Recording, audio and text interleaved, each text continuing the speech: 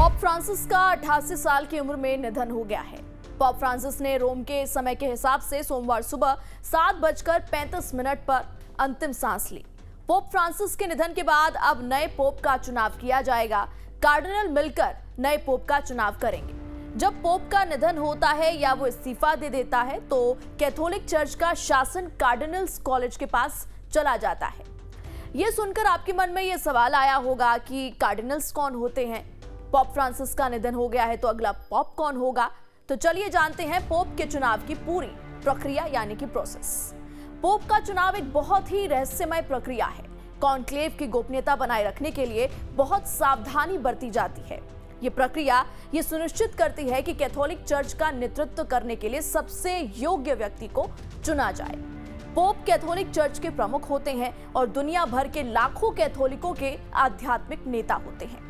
Pope का पद खाली होने के बाद कार्डिनल वेटिकन में कई बैठकें करते हैं जिन्हें जनरल असेंबली कहा जाता है। वो वैश्विक स्तर पर कैथोलिक चर्च के सामने आने वाली जरूरतों और चुनौतियों पर चर्चा करते हैं। वो आगामी पोप चुनाव की तैयारी भी करते हैं जिसे कॉन्क्लेव कहा जाता है। ऐसे निर्णय जो सिर्फ पोप ही ले सकते हैं जैसे कि बिशप की नियुक्ति या बिशपों की धर्म सभा बुलाना, इस पर नए पोप के चुने जाने तक रोक लगी रहती है। कार्डिनल्स कॉलेज में 222 सदस्य होते हैं जिनमें से 120 वोट देने के लिए योग्य हैं। वोट देने वाले कार्डिनल्स की उम्र सीमा 80 साल होती है। कॉन्क्लेव पिछले पोप के जाने के 15 से 20 दिनों के भीतर शुरू हो जाता है।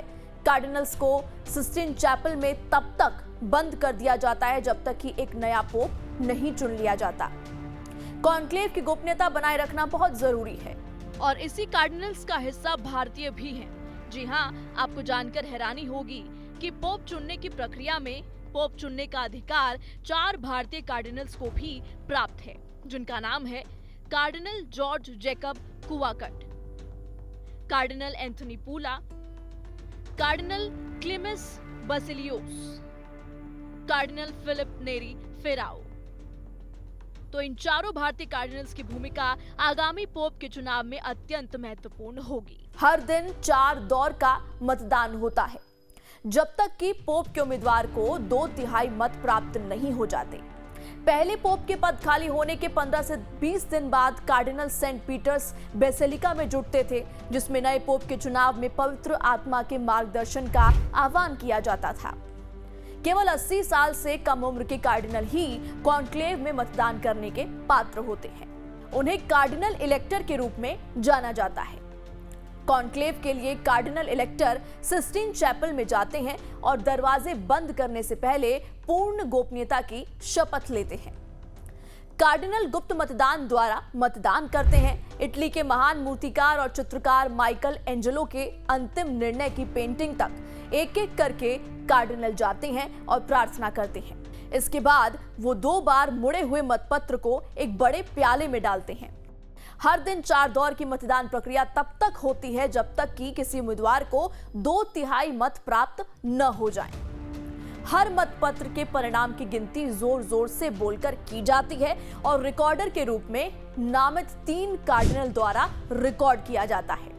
पोप के चुनाव के लिए यदि किसी को आवश्यक 2/3 मत प्राप्त नहीं होते हैं तो मतपत्रों को चैपल के पास एक स्टोव में रसायनों के मिश्रण के साथ जला दिया जाता है ताकि काला धुआं पैदा हो। जब कार्डिनल को आवश्यक 2/3 वोट मिलते हैं तो कार्डिनल्स कॉलेज के डीन उससे पूछते हैं कि क्या वो अपना चुनाव स्वीकार करता है। अगर वो स्वीकार करता है तो वो एक पोप का नाम चुनता है और सेंट पीटर बेसिलिका की बालकनी में जाने से पहले पोप के वस्त्र पहनता है। अंतिम दौर के मतपत्रों को रसायनों के साथ जलाया जाता है जिससे सफेद धुआं निकलता है ताकि दुनिया को नए पोप के चुनाव का संकेत मिल सके। इसके बाद नए पोप का बाकायदा ऐलान किया जाता है। 3 कार्डिनल्स को नतीजों के ऐलान के लिए नियुक्त किया जाता है।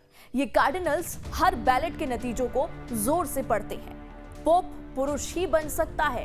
पोप बनने की कोई उम्र निर्धारित नहीं की गई है। पोप फ्रांसिस को जब चुना गया था तो वो 76 साल के थे। उनसे पहले पोप बेनेडिक्ट 16 को 78 साल की उम्र में चुना गया था, जबकि उन्होंने 85 साल की उम्र में पद से इस्तीफा दे दिया था। अब सवाल यह भी है कि क्या कोई महिला पोप बन सकती है? इस सवाल का जवाब है नहीं। अभी तक कैथोलिक चर्च की परंपरा के मुताबिक कोई महिला पोप नहीं बन सकती है। कैथोलिक चर्च में महिलाओं को पादरी या पुजारी बनने से भी रोका गया है, जो पोप बनने के लिए आवश्यक है। हालांकि कुछ समय पहले पोप फ्रांसिस ने महिलाओं को पवित्र शास्त्र पढ़ने और वाचक बनने की अनुमति दी है, जिससे उनकी भूमिका चर्च में बढ़ गई है। कैथोलिक चर्च में महिलाओं को पादरी या पुजारी बनने की अनुमति नहीं है। ये परंपरा सदियों से चली आ रही है और इसे धर्मशास्त्र और परंपरा के आधार पर बताया जाता है। पोप का चुनाव कार्डिनल्स के कॉलेज करते हैं। पोप को पहले बिशप के रूप में नियुक्त किया जाना चाहिए। चूंकि महिलाएं बिशप नहीं बन सकती, इसलिए वो पोप नहीं बन सकती हैं। अब जिस सफेद और काले धुएं का हमने जिक्र किया, आपके मन में सवाल ये होगा कि आखिर ये निकलता कैसे है। तो आपको बता दें कि 2005 तक वेटिकन सफेद धुएं के लिए गीली घास और काले धुएं के लिए टार जैसी चीजों को मतपत्रों में मिलाता था। 2013 में वेटिकन ने बताया कि 2005 में उन्होंने सफेद धुएं के लिए पोटेशियम क्लोरेट, लैक्टोज और कोनिफर राल का मिश्रण और काले धुएं के लिए पोटेशियम परक्लोरेट, एंथ्रासीन और सल्फर का इस्तेमाल किया था। 2013 में सफेद धुआं दिखने से पहले काले धुएं के 4 गुबार देखे गए थे। सफेद धुआं निकलने से कुछ घंटे पहले एक अकेला सफेद सीगल चिमनी के ऊपर बैठ गया था। लोगों ने इसे एक अच्छा संकेत माना कि नए पोप का इंतजार खत्म होने वाला है। कार्डिनल जॉर्ज मारियो बरगोग्लियो को उनके साथियों ने इस पद के लिए चुना था। तो कुछ इस तरीके से नए पोप के चुनने की प्रक्रिया होती है। अगला विषय क्या होगा, जल्द आपको पता चलेगा। और जानने के लिए देखते रहिए लाइफ टाइम्स का डिजिटल प्लेटफॉर्म। मुझे दीजिए इजाजत। जय हिंद।